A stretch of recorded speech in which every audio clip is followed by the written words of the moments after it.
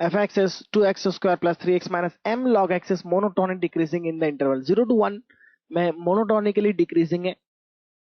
Then the least value of parameter m is, अगर decreasing है तो हम एक काम करते हैं, एफ डैश एक्स निकालते हैं, उससे 4x plus 3 minus m by x, it should less than 0, यानी 4x plus 3 minus m by x should less than 0 for 0 to 1। x 0 to 1 के लिए यह लेस देन 0 होना चाहिए, नेगेटिव होना चाहिए। लीस्ट वैल्यू ऑफ m कैसे निकलेगी? Least value of m so that this quantity remains less than 0।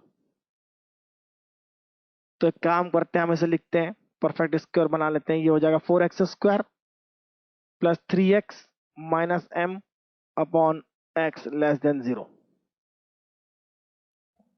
4x² plus 3x minus m is less than 0। यह लेस देन 0 कब होगा? 0 to 1 के लिए x तो पॉजिटिव है। अब लेस देन 0 कब होगा? जब ये क्वाड्रेटिक एक्सप्रेशन 0 हो, और लेस देन 0 हो यानी क्वाड्रेटिक एक्सप्रेशन नेगेटिव हो। और क्वाड्रेटिक एक्सप्रेशन नेगेटिव कब होगी अब हम देखते हैं। क्वाड्रेटिक एक्सप्रेशन नेगेटिव कब होती है? जब क्वाड्रेटिक एक्सप्रेशन इस तरह से कट करें एक्स एक्सिस को, तो इस पार्ट के लिए क्वाड्रेटिक एक्सप्रेशन नेगेटिव हो गई। और अगर क्वाड्रेटिक एक्सप्रेशन एक्स एक्सिस को कट नहीं करती है उसका ग्राफ, तो कभी भी 0 नेगेटिव नहीं होगी। यानी इसका discriminate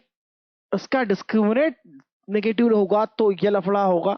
b² less than 4ac अगर होता है तो ऐसी केस होगी, और b² अगर ग्रेटर देन 4ac है तो ऐसी कंडीशन होगी। तो यह लेस देन 0 तभी हो सकता है अगर ये पॉजिटिव हो, और ये नेगेटिव तब होगा 0 to 1 के लिए इसे नेगेटिव होना चाहिए। 0 to 1 यानी एक रूट उसका 0 हो और एक रूट 1 हो, एक रूट 0 हो और एक रूट 1 हो। तो x 0 to 1 के लिए यह क्वाड्रेटिक एक्सप्रेशन नेगेटिव होगी। 0 के लिए तो -1 हो गया, माइनस m हो गया। 0 के लिए -m हो गया, लेकिन 1 सब्स्टिट्यूट करें तो ये हो गया 7 -m। तो सीधी बात है, -m should less than 0, that means m should greater than 0। और 1 सब्स्टिट्यूट करें तो 7 -m should less than 0, that means m is greater than 7। तो m ग्रेटर देन 0 हो, m ग्रेटर देन 7 हो, इसका मतलब m एटलीस्ट ग्रेटर देन 7 हो, क्योंकि ग्रेटर देन 7 होगा तो ऑलरेडी ग्रेटर देन 0 होगा ही होगा। तो m एटलीस्ट 7 हो। और यह कंडीशन देखते हैं एक बार, इसे भी चेकआउट करते हैं। तो b² यहां चेक करते हैं, b² that is 9 minus 4 into 4 16, 4ac तो 4 into 16 m। b² minus 4 into 4 m ac should less greater than 0। b² minus 4 into 4 a into c, तो ये प्लस m होगा, एक्जैक्टली प्लस m होगा, क्योंकि माइनस m है यहां पर तो प्लस हो जाएगा। It should greater than 0। ये तो ऑब्वियस है, अगर m ग्रेटर देन 7 है तो ये तो ग्रेटर देन 0 होगा ही होगा। तो इस केस में ये हो जाएगा m शुड ग्रेटर देन -9/16। लेकिन -9/16 से काम नहीं चलेगा। -9/16 का मतलब तो ये होगा कि जस्ट टच करके इस तरह से निकल गया। लेकिन हम चाहते हैं कि 0 to 1 के लिए यह पॉजिटिव एक्सप्रेशन नेगेटिव हो, यानी 0 और 1 हो, या 0 हो या 1 हो।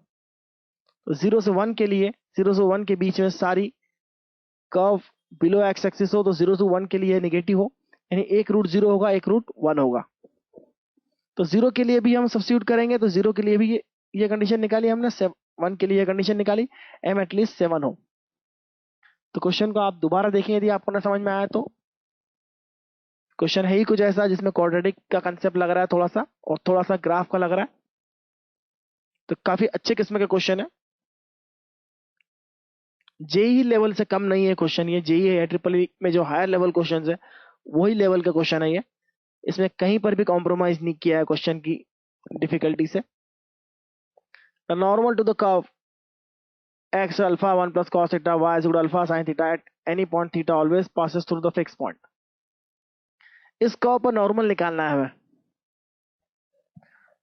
दुनिया में एक कर्व ऐसा होता है जिसे मैं जानता हूं, जिस पर नॉर्मल हमेशा एक फिक्स पॉइंट से पास होता है, और वह कर्व होता है सर्कल। तो देखते हैं यह कर्व कौन सा है। x upon alpha minus 1 cos theta है, y अपॉन अल्फा हो गया साइन थीटा। तो स्क्वायर करके ऐड कर देते हैं, cos square theta plus sine square theta होता है 1, तो x upon alpha minus 1 whole square plus y upon alpha whole square is equal to 1, sine square theta plus cos square theta 1 हो गया। इसे लिख सकते हैं x minus alpha whole square plus y whole square is equal to alpha square. साफ दिख रहा है ये सर्कल की इक्वेशन है, यानी ये कर्व तो सर्कल है, और कर्व के नॉर्मल कर्व पे जो नॉर्मल है हमेशा फिक्स पॉइंट यानी रेडियस होती है, डायरेक्शन सेंटर से पास होता है। सेंटर वो पॉइंट होगा जो फिक्स पॉइंट होगा जहां से नॉर्मल पास होता है सर्कल के लिए। तो alpha comma 0 is the answer. इसे डिफरेंशियल से करना चाहिए था, लेकिन वो काफी लंबा होता है, और डिफरेंशियल इक्वेशन से भी किया जाता है प्रॉब्लम, तो हम देखेंगे उस तरह से भी।